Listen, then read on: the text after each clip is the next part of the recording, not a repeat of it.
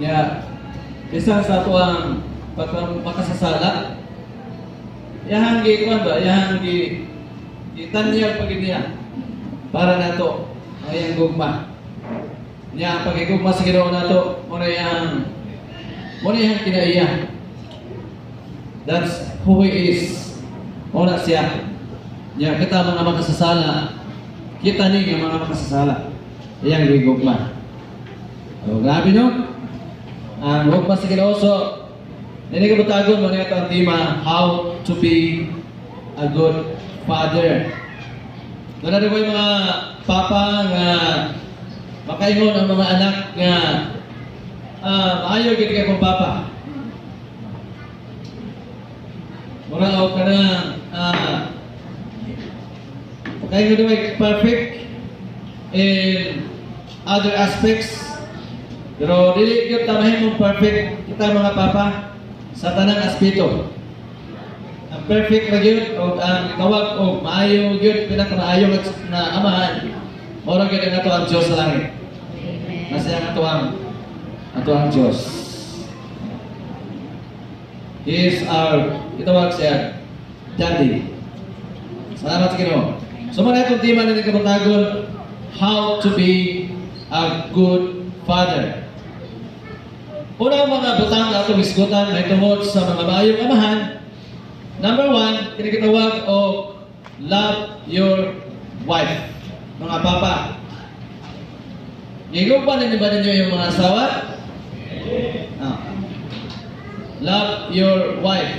Muna pinaka number 1. Because nagisgutan ini mga ikson na naman tungod kay there are so many wives sa kalibutan nga kanang nagantos sa ilang pamilya, kanang hilabihan ang ilang kasakit, nagibati sa ilang kinabuhi tungod sa ilang pamilya o tungod sa ilang papa o sa ilang bana.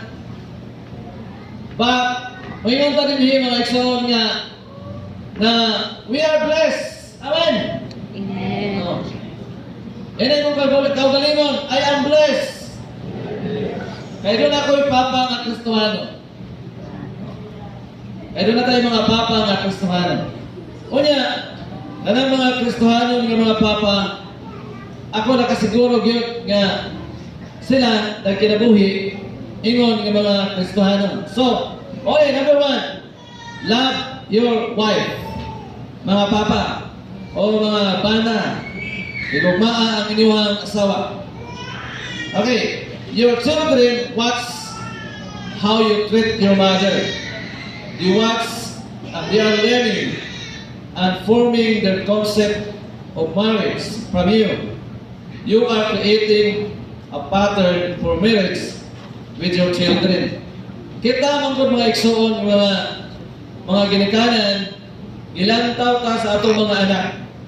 And there are children nga kung makakita sa ilang mga ginikanan nga wala magkasinabot. Ang mga anak, di po magkasinabot. Doon ay mga anak nga makakita sa ilang amahan nga ang ilang inahan kanunay makadawat o kini nabituon sa ilang bana. O sa ba lang bituon na kaya nasumbagan na yung mata. Hindi man ka mabituon na yung pananaw. So, ang mga bata, mga anak, they are watching us sa mga papa. Ang mga inahan, ato silang i-treat o maayo ang mga asawa. So, that's usara siya sa part sa ato ang kitawag o responsibilidad mga bana. Ato i-treat o maayo ang atong asawa mga ikson. Di ba ito ba kita ba kaingon dyan ka na perfect yung bana, but somehow makaingon ta ka na mahimo ta na ito ang atong mga katungdanan ingon nga mga bana. I know, wala mo amin yung mga bala na. Okay. Okay, and forming the concept of marriage from you, you are creating a pattern for marriage with your children.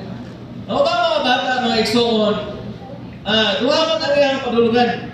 Ano ba mga bata nga kanang makakita sa kahimtang nga sama ana na mga og napasakitan ang ilang amahan, inahan sa ilang amahan? Ano ba mga bata? Mahadlok magmingyo. Oh. Ang ba mga bata po, magdala yung minyo. Kaya muli kay sa kining sitwasyon sa ilang balay, sa ilang pamilya, tungod sa kahimtang sa ilang panimalay. So, usahin na ang mahitabo. Wala na siya mag-matter mga igsoon kung unsa nga to ang kahimtang sa kalibutan, ay na to ipakita na to ang pagigugma. Wala na siya mag-matter kung pila ka buok na to ang sininga or napatay bukas or napatay sunan. Wala na mag-matter ang mga butana. Nag-matter na siya sa imong commitment sa imong asawa. Kaya mo gid siya higugmaon. Taliwala niya na ang tanan mga igsoon. Doon ay mga panultihon sa kalibutan ba, kaya gigamit sa kalibutan, kaya pwede po na ito siya magamit mga igsoon sa ato ang pamilya. Sa imong commitment ba? Sa imong pamilya. Kung saan mo siya pagigugma, taliwala sa daghan ng mga kasakitan. Namawag na, panultihon kinikitawag nila o bahalag, magkaon o saging, basta kasumpay kita mo. Basta laming. Ikaduha, bahalag mais, basta, Tamis. basta ang ngisi, pirming tamis. Ikatulo, tama ni siya kapito, napay upat. Ikatulo, mabahalag magkaon o dukot, basta kasi ang kasumpay, basta dili lang gubot. So bahalag, ikaw mo dukot, basta na Sagara o gumot. dili gubot na ikaw mo niya. Kaya number 4, ikaw pa, bahalag magkaon o ginamos, basta, sumpay, ginamos? Pilipanos. Ha? Pilipanos. Bahalag magkaon o ginamos, basta